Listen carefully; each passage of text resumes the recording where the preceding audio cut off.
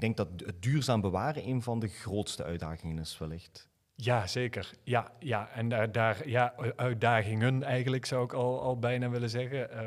De uitdaging hebben we. Er is in de afgelopen decennia ongelooflijk veel erfgoed al gedigitaliseerd. Als je dat in verhouding zet met wat er allemaal in de depots ligt, is dat nog steeds maar een beperkt aandeel daarvan. Dat staat op servers, dat wordt ergens...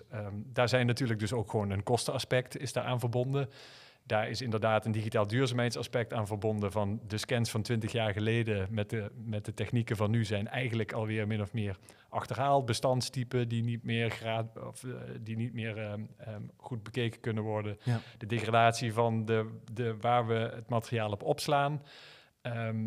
En in toenemende mate en terecht ook eigenlijk de ecologische voetafdruk die we achterlaten. Want we zijn met z'n allen eigenlijk 2 infrastructuren aan het optuigen. We hebben al die